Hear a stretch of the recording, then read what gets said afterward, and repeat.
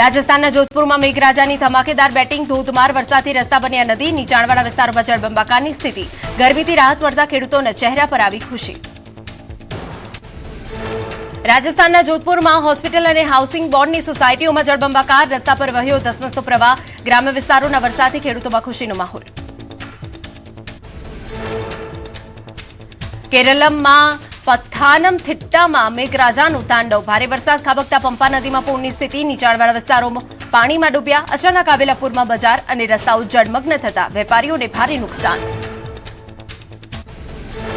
અસમના તેજપુરમાં બ્રહ્મપુત્ર નદીના ધોવાણે ફરી ચિંતા વધારી. બ્રહ્મપુત્રાએ રૌદ્ર સ્વરૂપ ધારણ કરતા જમીનનો મોટો ભાગ નદીમાં સમાઈ ગયો. સ્થાનિકોની કાયમી ઉકેલની રજૂઆત, પ્રોટેક્શન વોલ બનાવવા ઉઠી માંગ.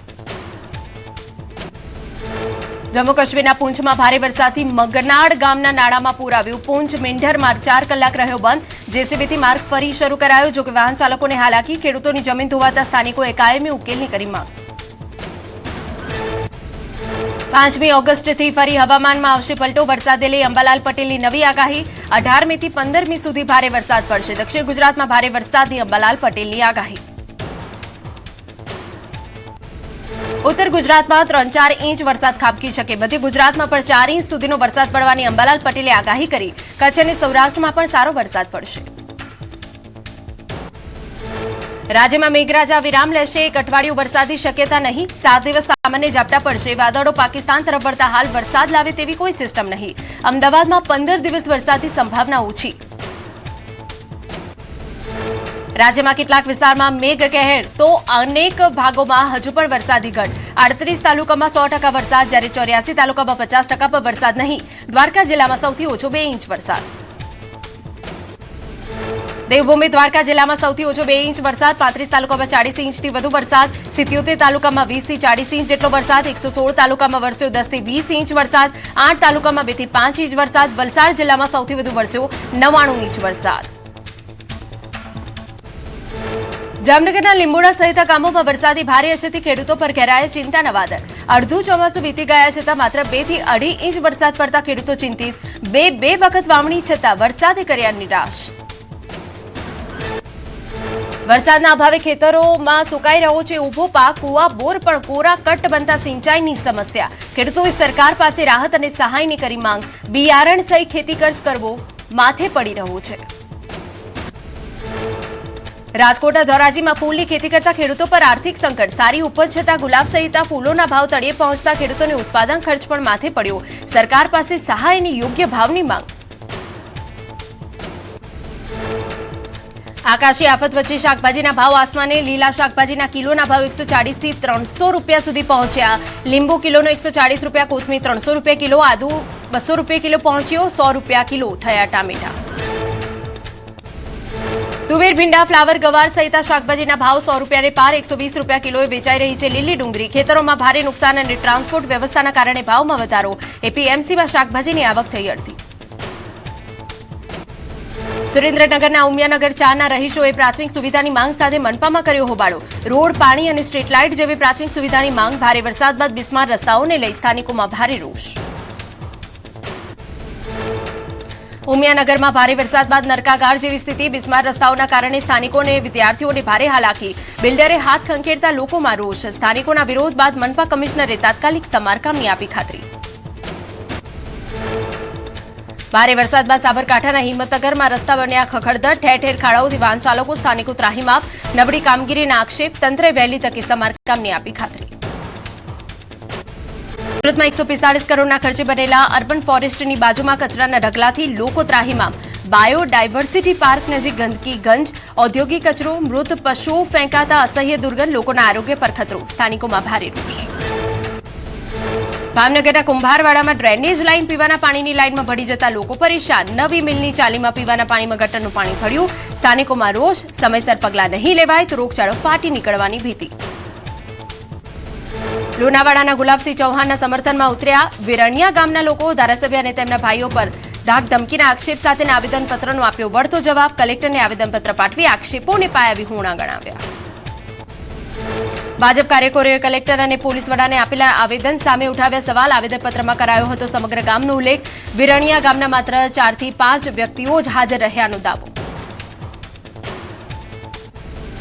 બનાસકાંઠાના ઓગડ ગામે ચૌધરી સમાજના આગેવાન પર હુમલાની ઘટનાના પડઘા પાટણમાં રાધનપુરના સનાડ ગામે યોજ્યું ચૌધરી સમાજનું મહાસંમેલન પોલીસે કામગીરી સામે વ્યક્ત કર્યો રોષ આરોપી સામે કડક કાર્યવાહી ન થાય તો રાજ્યવ્યાપી આંદોલનની ચીમકી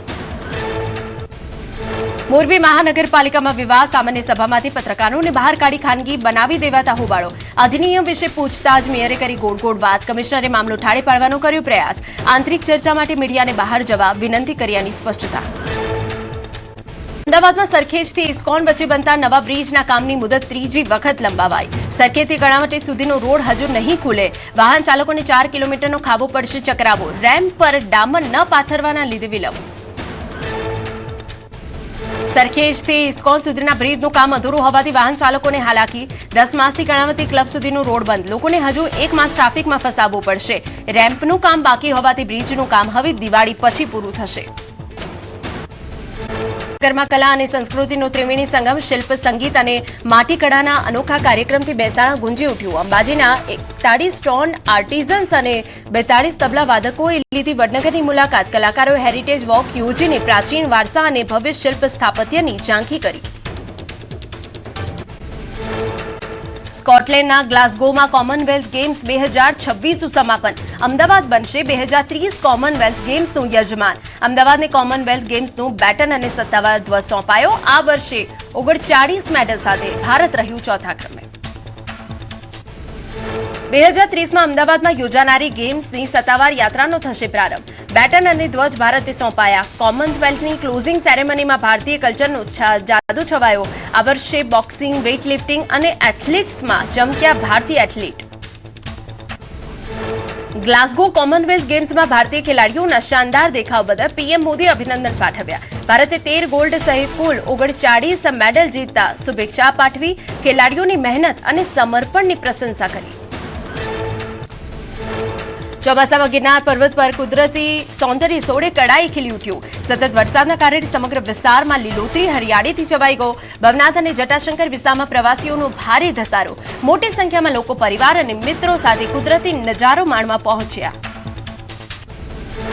પ્રવાસીઓ માટે વિશેષ આકર્ષણનું કેન્દ્ર બન્યું ગિરનાર વરસાદી મોસમ વચ્ચે પ્રકૃતિ પ્રેમીઓની ભીડથી ગિરનાર પંથક જીવંત બન્યો મુલાકાતીઓએ ગિરનારની ગોદમાં મળતા માનસિક સંતોષ અને આનંદની પ્રશંસા કરી હિમાચલ પ્રદેશના શિમલામાં ગાઢ વાદળો અને ધુમ્મસભર્યું વાતાવરણ પ્રકૃતિ પ્રેમીઓ માટે આકર્ષણનું કેન્દ્ર બન્યું હિલ સ્ટેશન પર્યટકોએ કુદરતી સૌંદર્યની મજા માણી સવારના સુંદર નજારાઓને પ્રવાસીઓએ કેમેરામાં કેદ કર્યા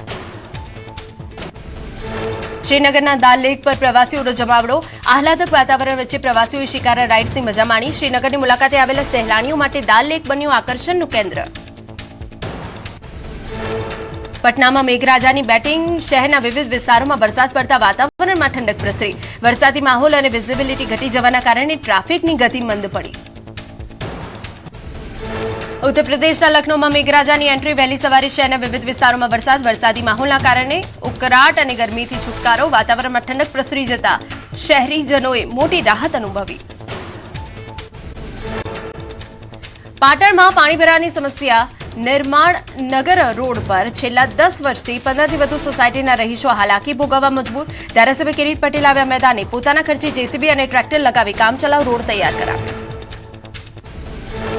સુરતમાં તંત્રની ગોરબેદરકારી રેલવે ગરનાળાથી ફૂલ માર્કેટ સુધી કચરાના સામ્રાજ્યથી રોષે ભરાયાના સ્થાનિકો નિયમિત કચરો ન ઉઠાવતા સુરત મ્યુનિસિપલ કોર્પોરેશન સામે સવાલ ગંદકીના સામ્રાજ્ય વચ્ચે જીવવા મજબૂર બન્યા નાગરિકો વીજ જોડાણને લઈ ભારતીય કિસાન સંઘે ઉર્જા મંત્રી ઋષિકેશ પટેલે પત્ર લખ્યું વીજ જોડાણ મામલે ટેસ્ટ રિપોર્ટ ફી ઘટાડવા માંગ નવા કનેક્શન લોડ વધારો અને અન્ય વીજ પ્રક્રિયાઓમાં ખેડૂતોને વારંવાર ઊંચી ફી ભરવી પડતી હોવાની ફરિયાદ પ્રાથમિક શાળામાં મુખ્ય શિક્ષક બનવા પરીક્ષા રાજ્યમાં 4 ઓક્ટોબરે યોજાશે એચ-ટાટ પરીક્ષા 11 થી 25 ઓગસ્ટ સુધી ઓનલાઈન અરજી કરી શકાશે 27 ઓગસ્ટ સુધી ફી ભરવાની છેલ્લી તારીખ સરકારી શાળાઓમાં જ્ઞાન સહાયકોની ભરતી ધોરણ 6 થી 8 માટે અંગ્રેજી વિષયના જ્ઞાન સહાયકોની ભરતી 11 માસના કરાર આધારિત જ્ઞાન સહાયકોની ભરતી 4 થી 10 ઓગસ્ટ સુધી ઓનલાઈન અરજી કરી શકાશે પસંદગી પામેલા ઉમેદવારોને દર મહિને ₹21,000 નિશ્ચિત વેતન વડોદરાની માંજલપુર વિધાનસભા બેઠકની પેટા ચૂંટણીનું આજે પરિણામ ભાજપના સતીશ પટેલ અને કોંગ્રેસના ભીખાભાઈ રબારી વચ્ચે સીધી ટક્કર પૂર્વ મંત્રી યોગેશ પટેલના નિધન બાદ ખાલી પડેલી બેઠક પર 30 જુલાઈએ યોજાયું હતું મતદાન વડોદરામાં અંજલપુર બેઠક પર ભાજપની જીત નક્કી. ભાજપ ઉમેદવાર સતીશ પટેલે સ્વર્ગસ્થ પિતાને આપી શ્રદ્ધાંજલિ. સતીશ પટેલે યોગેશ પટેલના ઘરની લીધી મુલાકાત. કરદેવી સુગર ફેક્ટરી ચૂંટણી પરિણામો. ચૂંટણીમાં સમન્વય પેનલે 16માંથી 11 બેઠકો પર વિજય મેળવીને સ્પષ્ટ બહુમતી હાંસલ કરી. ચૂંટણી પરિણામોમાં સત્તાધારી ગણાતી સહકાર પેનલનો સુપડા સાફ. નવસારીના સિંઘાડ ગામે મનરેગા કૌભાંડ. ગેરરીતિ બદલ સરપંચ ઉમાબેન પટેલને પદ પરથી સત્તાવાર રીતે બરતરફ કરાયા. પંચાયતમાં અનિયમિતતા અને સામે આવતા વિકાસ અધિકારીએ સરપંચ સામે બરતરફી પગલું ભર્યું. મહેસાણાના ધરોઈ ડેમમાં પાણીની આવક ચાલુ. સાબરમતી નદી પર આવેલા ડેમમાં હાલ 1157 ક્યુસેક પાણીની આવક નોંધાઈ. ડેમમાં પાણીનો કુલ જથ્થો 47.46% નોંધાયો. ધરોઈ ડેમની વર્તમાન જળસપાટી 605.82 ફૂટે પહોંચી. મોરબીના મચ્છુ 3 ડેમના 2 દરવાજા 2 ફૂટ ખોલાયા. પાણીની સતત આવક અને રૂલ લેવલ જાળવવા માટે ડેમમાંથી પાણી છોડાયું. ડેમમાં આવક અને જાવક સરખી. વહીવટીતંત્ર દ્વારા મોરબી તાલુકાના 13 અને માળિયા તાલુકાના 8 ગામોને સાવચેત કરાયા.